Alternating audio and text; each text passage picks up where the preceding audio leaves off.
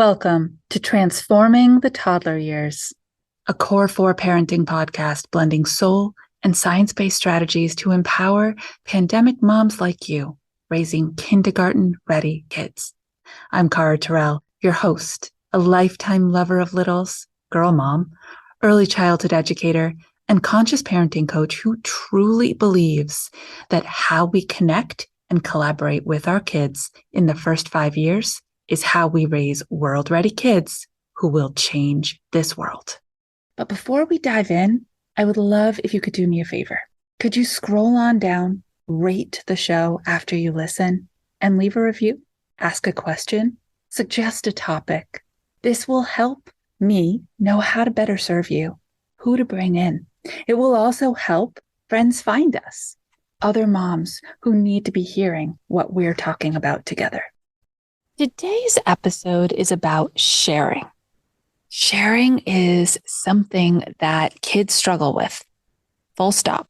It's just hard, regardless of when they were born, regardless of when they enter the world, regardless of whether they have siblings or not. Sharing is something that all parents can agree is a struggle to manage inside their houses and out in the world. So let's unpack it, because as Core 4 parents, as collaborative parents, you understand that there's so much more that happens before the handing over of the toy. Every step in that process is significant, and it means that you have to know what those are as your child is navigating them. So sharing really is about ownership of a thing. Every child, every toddler, every preschooler, every kindergartner is still in that developmental stage of ego. Me, mine. That's why you hear kids say that. They might not even have a lot of language yet, but they're running around the room screaming, mine, mine, mine, mine. They believe they own it, even if it's only for that visit to the friend's house. It's in their hand. They own it. It's an ownership feeling. And so you have to be ready to help them understand how to relinquish ownership of something for a short period of time. This is the hard part, because we understand what sharing means. It's turn taking, right? It's you get a turn and then I get a turn. It's Joey gets a turn and then Susie gets a turn. But for how long? How long is this turn? It's this back and forth. This is really hard for little kids. They think that they're going to give it up and never get it back. So maybe what we need to do is support them by changing our language a little bit. First of all, let's educate them. They don't know what sharing is. It's a word you use, and it's an expectation that you have. That's what they know about it. My mom wants me to do that thing she calls sharing, but what it feels like is someone's always taking something away from me, and I often don't get it back. So let's educate them. Tell your kids, sharing means that you have 2 minutes with this toy, and then your friend will have 2 minutes with this toy, and then you will get it back. Explain what it means to take turns. I get something for a little while, then you get something for a little while. Explain what it means to borrow something, because ownership does matter. Sometimes it's nobody's item. Sometimes the ball belongs to the park. Sometimes the toy belongs to the preschool. So it's an inanimate object that owns things. How tricky is that? But sometimes it really is your child's toy. It was gifted to them. They do own it. So you need to be prepared with calm, confident language to say, yes, that's yours. It's true. But it feels really good to give another person a turn with something that you own because you know you're going to get it back. See if you can empower your kiddo to start practicing in a way where you're there to support them. It's hard work. It's big work. And it's not even really about a toy or a cup or whatever the object is that they're perseverating on that day.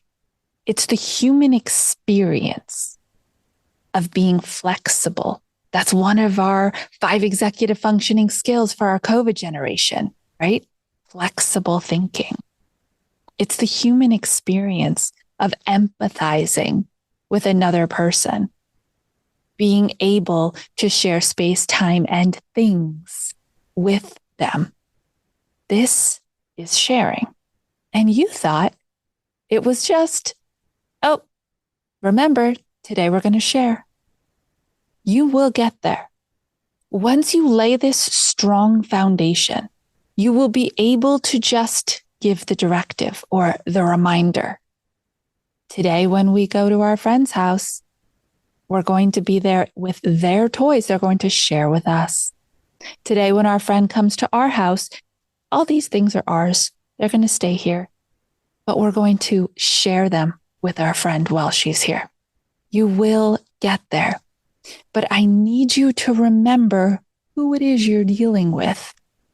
You are dealing with a kiddo who was born during a pandemic, who has had limited opportunity to get out and practice these skills organically, who has not had different voices, different kids, different personalities, different energies surrounding them their whole little life. And so now is the time for you to be flexible with the expectation and not fall into the trap that just because they're 3 means they should know how to share. Let's not put that on our kids. They might chronologically be 3 years old, but developmentally in the world of practicing sharing, are they? Have they had enough experience for you to hold them accountable for that without holding their hand, maybe not literally, without scaffolding this, without supporting it, giving them this direct information and education, modeling it? Come on, you can do it. It seems silly, but it's so fun when you lean into it in your own home. Model it with your partner. Model it with an older child. Be overt about it. I really wish I could have a turn with your yellow boots. I know they fit my feet and I love them. Do you think you can share them with me today? And let your partner get in on it. Those are my favorite. And I don't really want to, but sure. Yes, I will. How long will you have them? And do you promise you're going to give them back? I can share them with you if I know I'm going to get them back. Put on a little bit of a dramatic show. Even if your kiddo, your 2-year-old, your 3-year-old, your 4-year-old isn't directly attending to you, although if you get a little jazz hands about it, they likely will be interested. They're still absorbing the interaction that you're having with your partner or the older child. They are still learning from the experience. So be a model, use direct language, teach them what this sharing thing actually is, and make them feel safe and successful inside small doses of it, so that when you leave the house and it becomes a little scarier and a little more unknown, they still feel confident enough to give it a try. Until our next episode, stay mindful and proactive as you transform the toddler years.